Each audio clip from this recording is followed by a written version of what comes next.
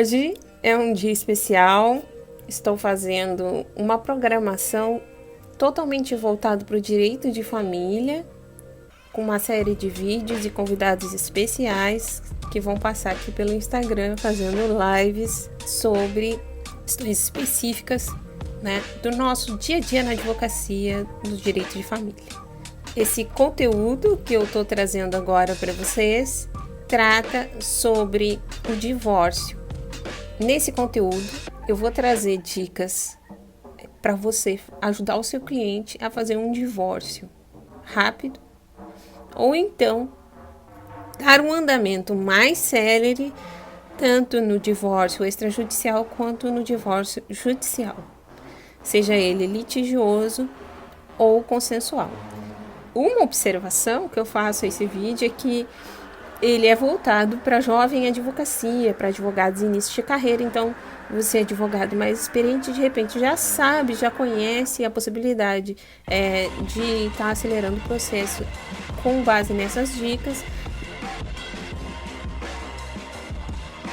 Olá! Então, como prometido, vou trazer aqui soluções práticas para você auxiliar o seu cliente, facilitar o divórcio. A primeira delas, então, é sobre o divórcio extrajudicial. Então, é possível que você possa acelerar o divórcio fazendo um divórcio extrajudicial. Aí você vem me dizer, mas e quando a prole é menor de 18 anos? Então, existe a possibilidade de fazer esse divórcio extrajudicial quando a prole tiver 16 ou 17 anos e for emancipada. Então, caso a prole seja emancipada, é possível sim fazer esse divórcio pela via extrajudicial. A segunda dica do divórcio extrajudicial é de que se o seu cliente exige uma solução rápida, você pode fazer o divórcio extrajudicial sem a necessidade de fazer a partilha. Nesse momento, deve indicar dentro da escritura pública de divórcio que há bens a partilhar, deixando a partilha para um momento posterior. Isso acelera o processo do divórcio extrajudicial, porque você não vai ter análise, então, da documentação referente aos bens que vão integrar essa partilha.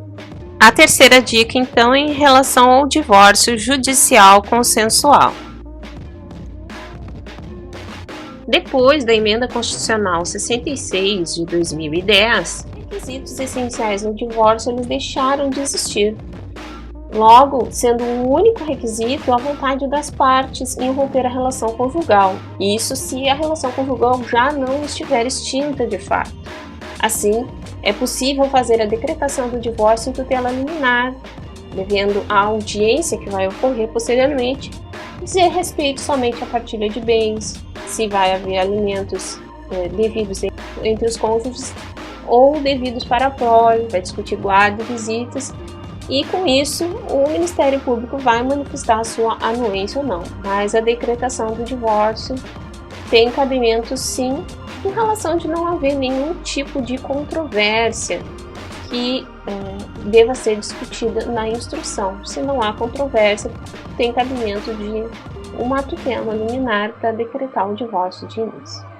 Depois, a outra dica em relação ao divórcio judicial consensual é que caso o divórcio não tenha qualquer controvérsia, seja em relação à partilha, alimentos, guarda, visitas, é possível pedir essa dispensa da audiência de conciliação e requerer a homologação direta, pedindo a manifestação do Ministério Público, para que ele venha anuir, tendo em vista que as partes já transigiram, já que o divórcio consensual judicial ele tem como principal característica essa anuência completa das partes, que é o objetivo da audiência de conciliação inicial. A próxima dica, então, é sobre o divórcio judicial litigioso. Então, nós já sabemos que as mudanças da EC 66/2010 também se aplicam para o divórcio judicial litigioso, fazendo com que os requisitos que antes eram necessários à decretação do divórcio, eles não existissem mais. Somente a vontade das partes é o elemento essencial para a decretação desse divórcio. E se uma parte não quer mais a manutenção do vínculo, então a outra não pode se opor a isso. Podemos dizer que na ação de divórcio, a decretação do divórcio ela é inevitável, justamente em razão do elemento volitivo. Sabendo disso, é possível pedir a mesma tutela liminar para decretar o divórcio já no início do processo, acelerando então a oficialização do fim dessa relação. E qual o efeito disso? É que na audiência de conciliação e também na audiência de instrução vai ser discutido somente os pontos controversos, nos quais as partes divergem de opinião, que dizem respeito à partilha de bens, aos alimentos entre os cônjuges ou para a prole, guarda, visitas. Essa discussão é feita inicialmente na audiência de conciliação, mas ela vai se estender ao longo do processo, na instrução probatória, mas o divórcio em si já vai estar resolvido no início do processo. A dica é referente então ao divórcio judicial litigioso, né? Caso haja possibilidade de haver um mínimo de diálogo entre os litigantes, é possível que o advogado ou advogada procure pedir uma audiência de mediação para que as partes confluam nos interesses. Às vezes a disputa é muito acirrada dentro do processo de divórcio e uma audiência de mediação vai fazer com que as partes estejam mais abertas a transigir, fazendo com que seja mais enxuto o processo de divórcio, porque a gente sabe muito bem quando as partes estão imbuídas assim, de um caráter de litígio muito acirrado, o processo tende a se estender porque eles querem discutir minúcias que às vezes não tem nenhum objetivo processual e que na verdade vai consistir num ato inútil, que não vai ter nenhum efeito dentro do processo.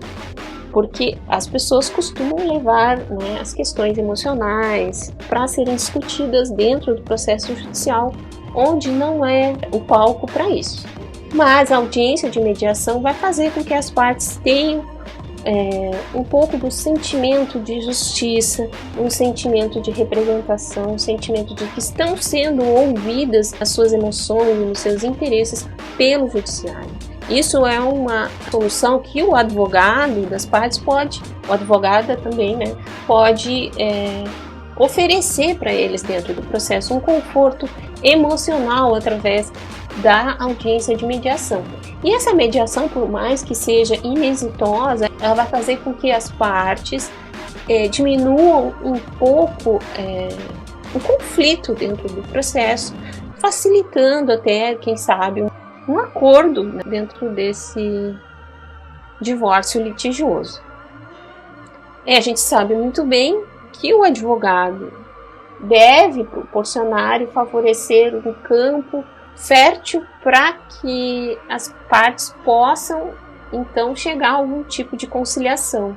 Essa obrigação do advogado, ela está disposta lá no Código de Ética da Advocacia. Aqui na dica eu coloquei que alimentar a oposição de interesses que não têm resposta jurídica só vão levar a estender de forma infrutífera o tempo de tramitação desse processo. Facilitar o diálogo entre as partes pode tornar esse processo mais enxuto. O resultado disso não é só o encerramento da demanda, mas também o encerramento dessa dor, desses sentimentos de tristeza que um processo de divórcio imputa não só à parte, mas também à própria família.